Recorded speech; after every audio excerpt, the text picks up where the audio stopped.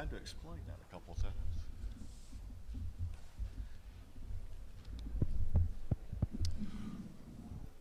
Okay, if we're ready, we'll get started with Steve Shaw. And if you have a question, please raise your hand.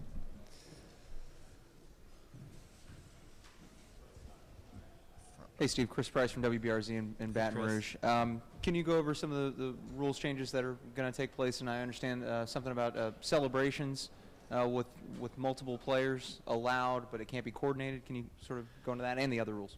Yeah, so we really have two primary rule changes this year, two big rule changes. The first is a change with targeting. And so, we really saw the big change with targeting last year, where now if a player was guilty of a targeting foul, there was an automatic disqualification.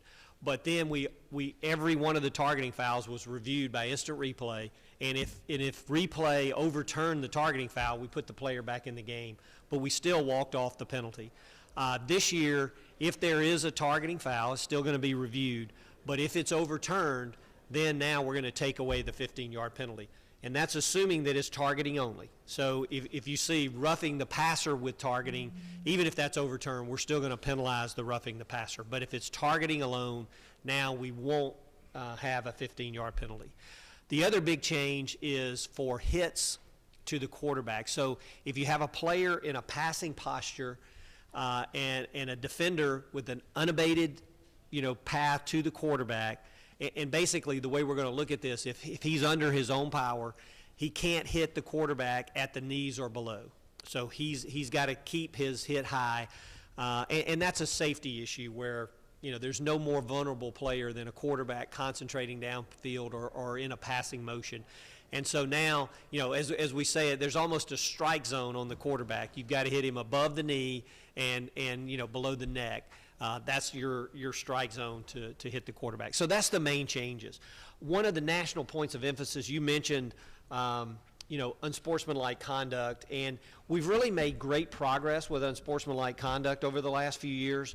We're not overly technical in calling it, but anything that is directed at an opponent, that is focused against an opponent, we're going to call. And we're going to allow a spontaneous celebration, and especially with teammates, but anything choreographed, is an automatic. And we've got a number of automatics in the rule book, like, for example, the throat slash. That's just an automatic. I mean, that's directed at an opponent, demeaning to them, demeaning to the game. And so there are some automatics, but we're really going to try to use good judgment when we have unsportsmanlike conduct. And I think we've made good progress with that by the players over the last few years.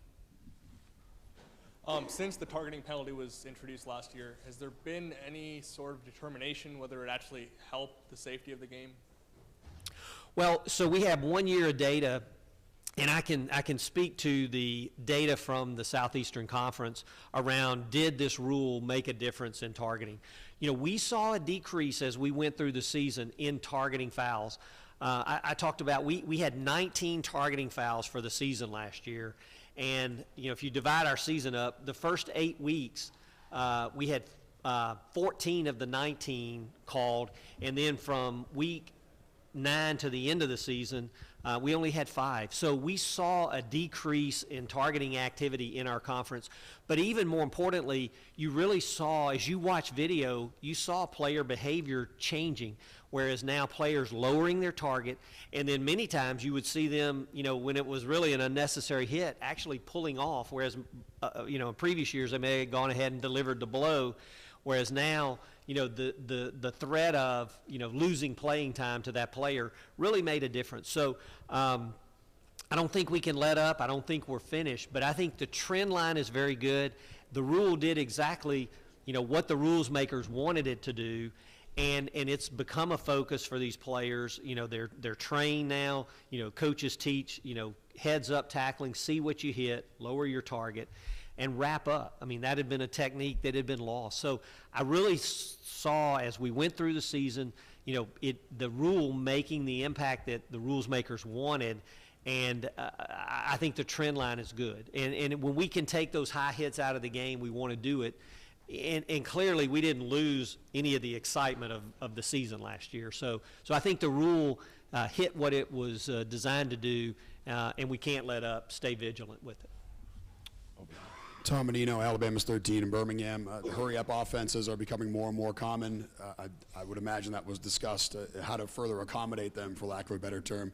What kind of changes might we see to make it so those hurry-up teams can, I guess, hurry up to their heart's content, I guess?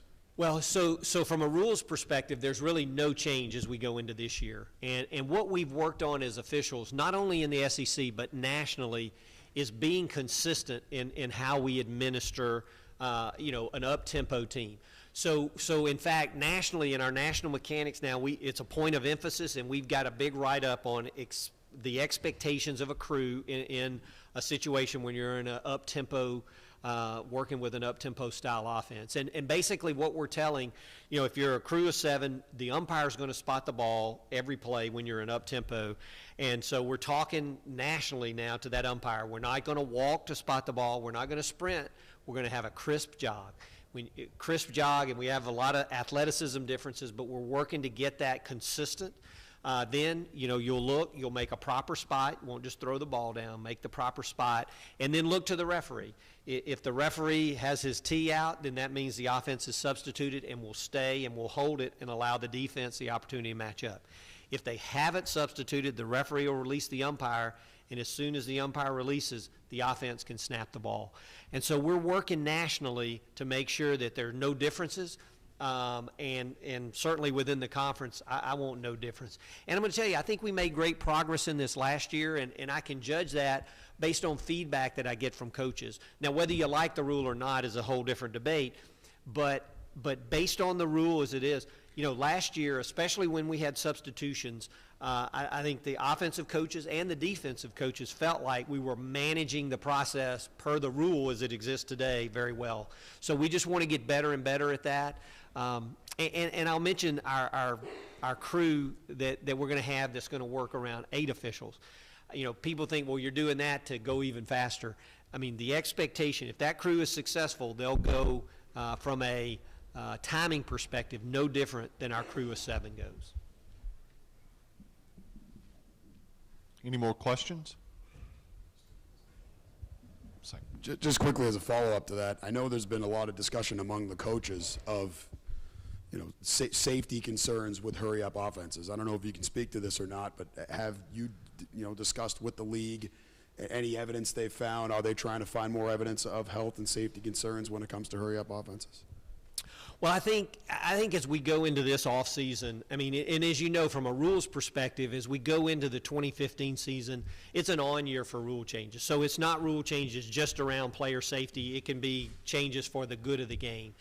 And so I think there's going to be a healthy debate in this off season around, both player safety and what's good for the game. I know Commissioner Slive has talked about having a competition committee to look at changes, significant changes like this and what's good for the long-term, view of the game. So I think this is one that's going to be greatly debated. I can't have a position. I'm an official. So, at the end of the day, let me know what the rule is and we'll officiate it. But I think it will get healthy debate as we go into this year, into next year's rule cycle, and it should. And I think both from a health and safety and both in, how do we want the game played and what's good for the long-term view of the game. And when we get there, we'll be ready to officiate it. Also, I guess to the same token of the competition committee in the future, looking ahead with reviewing the targeting penalty and going back and taking it away, does that maybe open the door for in the future reviewing other penalties? Is that something that you could see happening?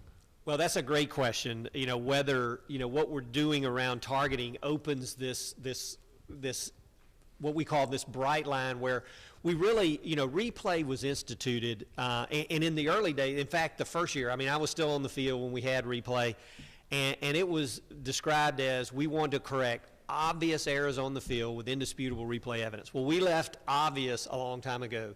But I think that we still want to keep that bright line on judgment calls. And I understand targeting can be a judgment call. The reason that was made is because of the automatic disqualification.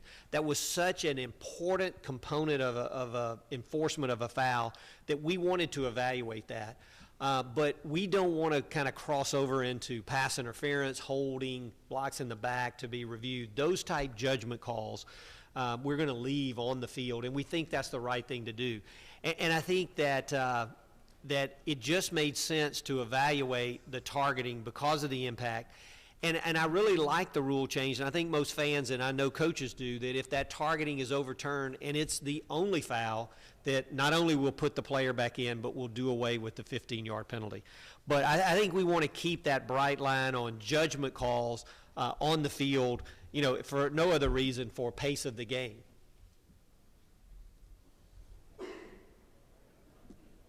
Any additional questions? Yeah, Steve, to that extent, that's always one of the biggest complaints from fans is how long it takes for the review process to go on. What sort of discussions have there been about how do we speed that up while making sure that you're making the accurate call? Yeah, so as we go into reviews, and first of all, let me tell you, we track every replay official, average time, you know, from when we get into a replay to when we announce it. We actually, if you look at the statistics from last year, our average time was actually down year over year, so that's a good thing. We were like, I think the total average was 1:20. So which is a pretty good pace. Now there's some that are very quick and there's some that are lengthy. We really don't want these things going over 2 minutes, you know, and we've said to our replay officials, if the end of 2 minutes you don't know, then you know, it isn't indisputable. So we're really cautious to, you know, make it, you know, quick, but on the other hand, we want it accurate. You know, what's interesting about the evolution of replay, you know, occasionally, fans will recognize that the guys on the field might make an error, occasionally. But replay, the expectation is absolute perfection. That's a pretty high standard. And so the hot seat that these guys are in, you know, they've got better technology than they've ever had before. They have to make tough calls, you know, on minute components.